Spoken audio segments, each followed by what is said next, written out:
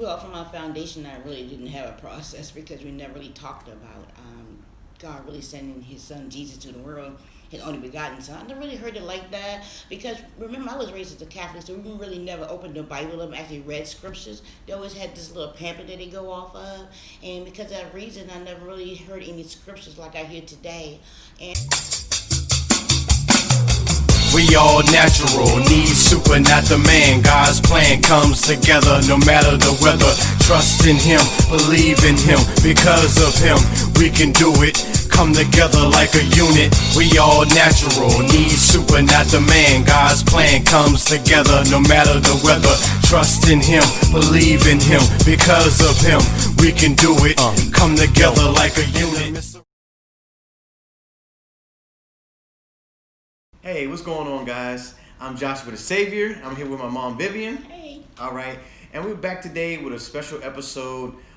We are putting together today an episode about Jesus' birthday, and this is something that is dear to us as a family. But today, my mom wanted to speak a little bit more about, the reason to celebrate. How we've gotten away from the tradition. This making it more of a pagan holiday than it is about Jesus' birthday. And which is kind of funny to me, this is the title that she wanted to name it was "Stop Calling It Christmas, It's Jesus' Birthday." And in the literal sense, that really would what we've come to believe that it is. So if we're saying that Jesus' birthday is on the 25th of December, why are we going to these extents of like celebrating it with decorations, which is fine, but the presents and just people's attitudes, like money that's being spent, people going into debt. But we'll speak on that as we go along. So before we get started, as usual, we like to say a prayer to open up, and then we'll get into it. So you want to pray? Yeah. All right, go ahead. thank you, Heavenly Father, for this blessed day that you chose before I was born to deliver this message in a special way to all those hearts you are drawing to you today. In Jesus' name I pray. Amen.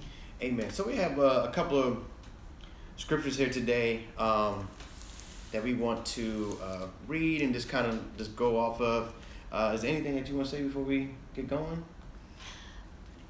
Well, like my son said, I'm very excited about this moment, and I'm hoping that once we get finished, with what God wants us to say, the Holy Spirit to say, that you understand too, and that you want to get closer to the birthday of Jesus, the birth of Jesus, instead of this Christmas. Mm-hmm. So we're actually, come out to speak on that, His birthday, not Christmas. So I'm hoping in my heart that you receive it in a pleasant, joyful way, the same what we had over the years. All right. So let's start with one of the more popular scriptures in the Bible that's been used quite a bit, even for marketing purposes, and just, I guess we kind of just utilize it for what it was really meant for, and that's John 3:16. And so the scriptures say, "For God so loved the world, He gave His one and only Son, that whoever believes in Him shall not perish, but have eternal life." And I'm going to add 17 too. It says, "For God did not send His Son into the world to condemn the world, but to save the world through Him." All right. So what was your belief always with that scripture? Whenever you heard someone say John 3:16, or when John 3:16 came to your mind, what was your thought process? Well, from our foundation, I really didn't have a process because we never really talked about God really sending His Son Jesus to the world, His only begotten Son. I never really heard it like that because remember I was raised as a Catholic, so we really never opened the Bible up and actually read scriptures. They always had this little pamphlet that they go off of, and because of that reason, I never really heard any scriptures like I hear today. And I'm really excited knowing now that the scripture means that God loved us so much before He created us, that Him and Jesus already was in an agreement that He was going to come here, to take the sins of the world, and God knew that we was going to be here as His creation. And it's just overwhelming to think about how much He loved us before we were born. And now that we're here and His Son came down, in love. He wrapped Him up in love when He came here, knowing what had to happen. So for us, so that's what my understanding was about that scripture at the time. Mm-hmm. I never had understanding, but now I do. Yeah, I don't think it necessarily makes sense just off of just reading it. Mm-hmm. And as a believer or a person that's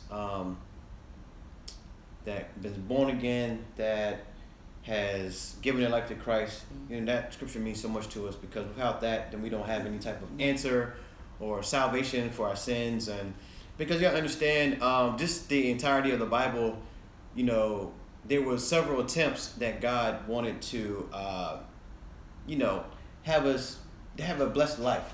With Adam, and you know, with Moses, with Noah. Like, it was so many stories that God wanted to intervene and utilize us here on earth to save humanity. And every time we fall right back into slavery, we fall right back into being disobedient.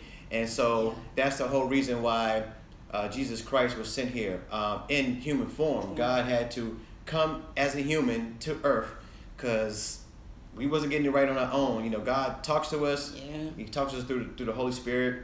And at the time, once Adam and Eve disobeyed the commandment in the garden, the Holy Spirit was taken away. And so therefore that there was no essential spirit present on earth all the time like it is now. When Jesus Christ died, the gift he left us was salvation for our sins to be washed away, but also the Holy Spirit. So when you confess your sins to the Lord or to God, and the Holy Spirit is entering into you, that's what is keeping us going as believers.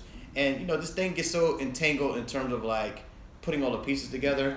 But up until Jesus came, God was speaking through prophets and teachers and priests and things of that nature. And then he had leaders like Moses, and that when they died and they perished, the torch was put. It went right back to being in slavery. So it's like, come on, man. Yeah. So for me, hearing that scripture as a believer means so much. You know, just out of all the stories that you hear about God coming here in in the human form, and to create Jesus Christ, we wouldn't have any type of belief, salvation, any really comfort, and to know that we've been taken care of. So we're gonna go into the second scripture, which is Matthew chapter 2, verse 11, and so it says. On coming to the house, they saw the star. They were overjoyed. On coming to the house, they saw the child with his mother, Mary, and they bowed down and worshipped him. Then they opened their treasures and presented him with gifts of gold and of incense and of myrrh. And these are the kings, right, that came to see Jesus when he was born, and it was a star that guided them to the actual location of Jesus. And it says here in that scripture that when they arrived to see the Savior, they gifted him on his birthday or a couple of days after, or whatever the case may be, because you know it doesn't really give us dates or time frames of when they actually arrived. Mm-hmm. But they came to Mary and Joseph to see Jesus and presented them with gifts.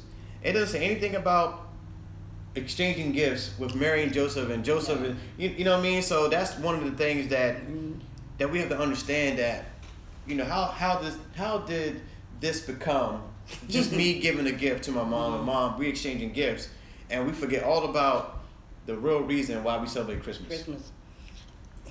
I'm looking at it as though the devil, he's a smooth dude. You gotta give him credit, because when he set it up for be a Santa Claus, and he really gifted at rhyming things, putting things together, make it sound good.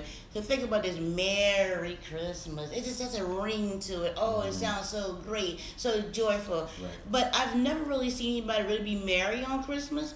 They always angry, frustrated, they stressed out, overwhelmed. So if it's merry in it, why are you so frustrated, angry? Because you're being disobedient. You know that day is a made-up day. You know it's a pagan day. You done heard it over and over again, but you still made in your mind what you're going to do. So you're not following Scripture. And it breaks my heart to see the believers of Christ. They say the believers of Christ. Yeah. If you're a believer of Christ, you would not be celebrating the 25th as a Merry Christmas and the Santa Claus and giving gifts to each other. You would really take that day aside and actually honor your Lord and Savior, King of Kings and Lord of Lords. He was born for this occasion. Now, I know my son said we don't know what the original day is of his birth. It's nowhere in the Scripture. But that's still not an excuse for us to abuse it the way we do, and not realizing that it's his birthday. He's not even invited. I mean, how's it? The churches, I just can't believe these churches. They got the trees up. Everybody talking about Merry Christmas. They're talking about what are you going to do. And they might bring Jesus' name up to say he was born. Right. That's about it. After that, you don't get it anymore. You don't see no advertising, no commercial, no nothing about Jesus.